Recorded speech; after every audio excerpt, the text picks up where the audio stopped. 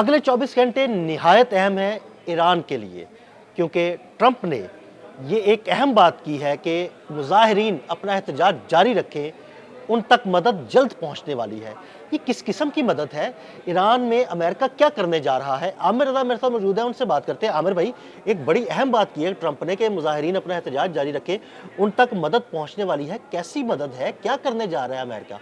देखिए, पहली बात तो ये है कि अमेरिका जो है इस वक्त बोल रहा है जो रज़ा शाह पहलवी है। रज़ा शाह पहलवी ने पहले ये बात कही कि मुजाहिरीन अपने मुजाहरे जारी रखें, मज़ीद 2 दिन तो ये रजीम चेंज हो जाएगी और इसकी इनके लिए मदद पहुंच रही है। और ये जो आपने एक व्लॉग में मेरे साथ किया था, उसमें आपने ये बताया था कि रज़ा शाह पहलवी की खुफिया मुलाकातें हो रही हैं। इसका इस बयान का इतना असर नहीं था, लेकिन उसके बाद डोनाल्ड ट्रंप जो हैं वो सामने आए ट्रुथ सोशल पर, उन्होंने अपना एक बयान जारी किया और उन्होंने कहा कि मदद आया पहुंचती है। देखिए, बात समझे, अमेरिका इज़राइल ने ये साजिश जितनी रची है, इसको वो इतनी जल्दी से बासानी ख़त्म नहीं होने देंगे। ज़रूर अंदर कोई खिचड़ी पकड़ी। देखिए, अरब के जो कंट्रीज़ अमेरिका के साथ हैं, या जहाँ जहाँ अमेरिका समझता है कि ईरान मुखालिफ अनासर मौजूद हैं, उनकी तरफ से ये CNBC की रिपोर्ट दे रहा हूँ आपको। बिल्कुल। उनकी रिपोर्ट है कि अगर ईरान पर हमला किया गया तो ईरान के अवाम यकजा हो जाएंगे ईरान के हिफाजत के लिए। और मैंने आपको ये CNBC ने आज रिपोर्ट शायद की, मैंने आपसे कल ये बात कही थी कि अगर अमेरिका ने डायरेक्ट हमला किया तो ये मुजाहिरीन भी ईरान को बचाने के लिए आ जाएंगे। ये ईरान की हिस्ट्री बताती है कि इन पर जब जब हमला हुआ है ये मुतहिद हो जाते हैं। इनकी जो मुखालफत भी हो, वहाँ टांग खींचने वाला मामला नहीं है, जैसा कि हिंदुस्तान में था। हिंदुस्तान में जो बाहर से इन्वेडर्स आते थे उनको सहूलतकार यहीं से मिल जाया करती जाती थी। बिल्कुल। और वो चाहे फ्रेंच थे, चाहे अंग्रेज़ थे, इटालियन थे, मुगल्स थे, मंगोल्स थे, उनको अंदर से इंटेलिजेंस जो थी फराहम की जाती थी। लेकिन ईरान का मामला इससे बिल्कुल मुख्तलिफ है। वो ज़रूर चाहते होंगे कि ये रजीम चेंज हो जाए, महंगाई कम करना चाहते होंगे, मुजाहिरीन का बहुत सारे मोटिव्स हो सकते हैं, लेकिन ईरान पर किसी दूसरे मुल्क की इजारादारी हो जाए ये मुमकिन नहीं है। और डोनाल्ड ट्रंप ये जो बात कह रहे हैं कि अगले 24 घंटे अहम हैं, तो इसका मतलब ये है कि मैं ये समझता हूँ खलीज फ़ारस के करीब तरीन जो उसका 5th बहरी बेड़ा है, 5वां बहरी बेड़ा, जिसका कंट्रोल रूम जो है कतर के अंदर फॉल कर दिया गया है और उसको शायद मूव कर कर खलीज फ़ारस में ईरान के समुद्री हदूद के अंदर ले जाया जाएगा। यानी उसके करीब ले जाया जाएगा ताकि वहाँ से हमला, उसके करीब आ जाना ही हमला तस्वर होगा। ये ईरान बहुत पहले भी कह चुका है ये बात। लेकिन जो अहम बात है, अल हदीद एयर बेस, कल हमने इस पर किया था, अल हदीद एयर बेस पर नया कंट्रोल रूम जो है उसको शुरू कर दिया गया है और उसमें इस वक्त अमेरिका और अमेरिका के 17 इत्तेहादी ममालिक के लोग जो हैं वो तैनात हैं। अब 17 इत्तेहादी ममालिक से मुराद ये है कि यूरोपियन और मिडल ईस्ट में जो ईरान मुखालिफ कुफ्ते हैं उनके लोग उस अल हदीद के कंट्रोल रूम के अंदर मौजूद हैं, जहाँ से बहरी बेड़ों पर नज़र रखी जानी, ये है ही मेरीन्स के लिए है। तो इस कंट्रोल रूम से इस सारे इलाके के अंदर मौजूद जहाज़, उनके मिसाइल्स, उनकी आबदोज़ें, उनको कंट्रोल किया जाएगा। तो इसका मतलब ये है, मैं कल भी आपने जब बात की थी तो हमने बात की थी कि शायद F-35 या बाकी जहाज़ जो हैं उनको इस्तेमाल किया जाएगा। फिर B-52 बम्बार की बात हुई कि उसको किया जाएगा, KC-135 की उड़ान की बात हुई। तो मैंने कल एक इशारतन आपको कहा था कि एक समुंदर का रास्ता भी मौजूद है।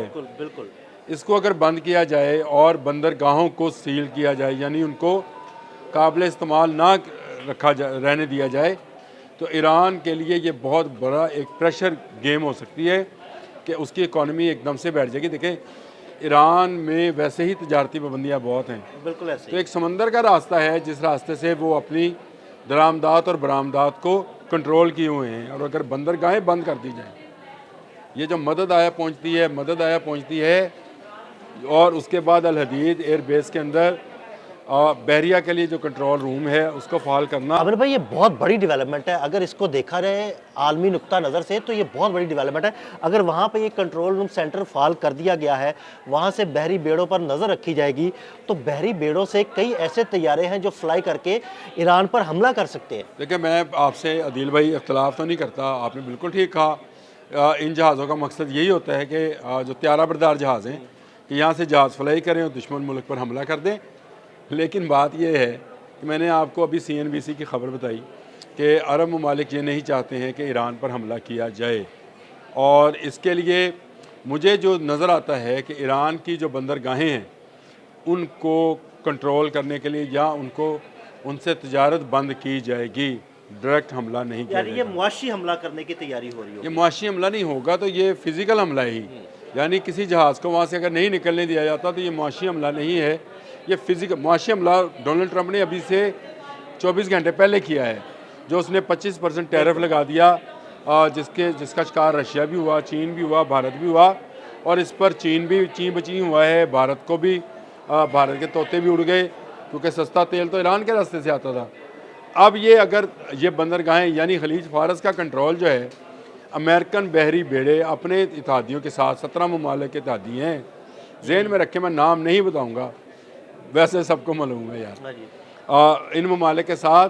तो इसका मतलब है कि खलीज फारस में अगले आने वाले 24 घंटों में ये जो मदद आया पहुंचती है वो बहरी बेड़ों की मदद होगी, और उससे बंदरगाहों को जो है नुकसान पहुंचाया जाएगा या उन्हें बंद कर दिया जाएगा।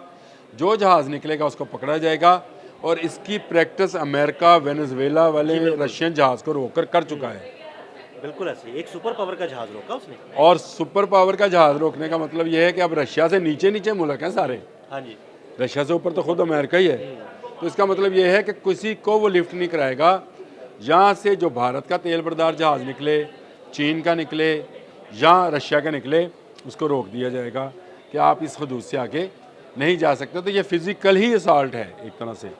तो मैं ये समझता हूँ कि जो अमेरिका है उसने पूरी तरह से तैयारी है। ये डोनाल्ड ट्रंप का ये बयान, जिसका आगाज़ में आपने जिक्र किया था कि अगले आने वाले 24 घंटे बहुत अहम है, तो वाकई अहम है, क्योंकि मुजाहरे अगर ख़त्म होते हैं तो अमेरिका की शिकस्त होती है। तो अमेरिका की शिकस्त जो है वो एक सुपर पावर की शिकस्त है जो उसको बर्दाश्त नहीं है। देखिए, यूक्रेन और रशिया का मामला क्यों हल नहीं हुआ, क्योंकि रशिया ये समझता है कि अब अगर यूक्रेन से वापसी होगी तो एक सुपर पावर की शिकस्त समझी जाएगी। अमेरिका भी बैन वैसे ही अगर ईरान से वापस मुड़ता है तो ये एक सुपर पावर की शिकस्त है। तो अभी बहुत सारे मामलात जो हैं वो सामने होते नज़र आ रहे हैं, और बहुत सारे मामलात अभी और मज़ीद चलने हैं। देखिए क्या बनता है।